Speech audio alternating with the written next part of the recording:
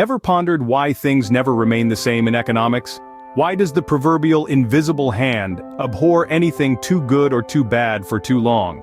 This invisible hand, a concept introduced by the father of modern economics, Adam Smith, refers to the self-regulating nature of the marketplace.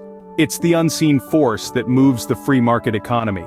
It's the ebb and flow of supply and demand, the rise and fall of prices, and the endless dance of competition and innovation.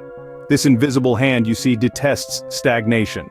It thrives on dynamism, pushing the pendulum of economic conditions back and forth, never allowing them to rest at one extreme or the other for too long.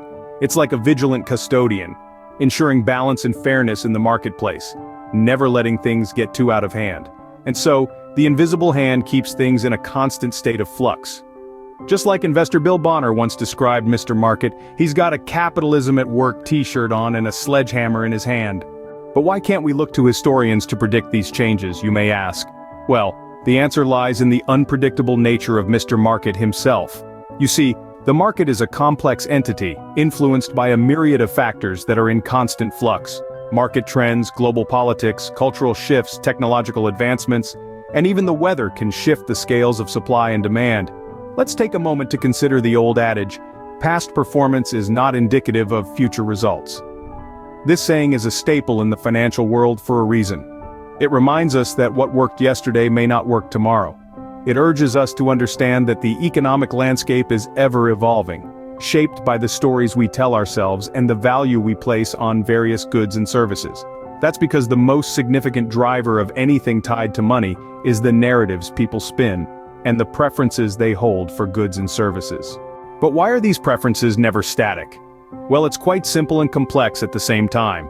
Consumer preferences are fluid, much like a river that changes its course over time. They are never stagnant, always on the move, shaped and swayed by a variety of factors. In the grand scheme of things, culture plays a significant role, influencing what we buy, how we buy, and why we buy. Think about it. The food you eat, the clothes you wear, the music you listen to, the gadgets you use, they're all deeply steeped in cultural influences, aren't they? And just as cultures evolve, so do our preferences. Next, we have generations. Every generation brings its own set of values, beliefs, and attitudes which profoundly shape their preferences. For instance, you'll notice that what was popular or trendy in your parents' generation might not necessarily hold the same appeal for yours. And then there's personal experience. Each one of us carries a unique set of experiences that shape our choices. Maybe you had a fantastic vacation at a seaside resort, and now you prefer beach holidays over mountain getaways. Or maybe you had a bad experience with a brand and now you steer clear of it. In essence, our preferences are shaped by a cocktail of culture, generation, and personal experiences. It's a constant dance of change and adaptation. As a result, these preferences are always in flux, and so is the economy. So, what is the one constant in economics? Well, it's a paradox of sorts. The one constant in economics is change. It's not about static numbers or fixed formulas, it's about an ever-evolving landscape. A landscape that is constantly shaped and reshaped by the shifting narratives and preferences of people, societies, and cultures. Consider this. The stories we tell ourselves about money, wealth, and value, they're not set in stone. They change with each generation, each new cultural shift. These changes in narratives influence our preferences, the goods and services we seek, the value we place on different aspects of life. And it's these preferences that drive the economy.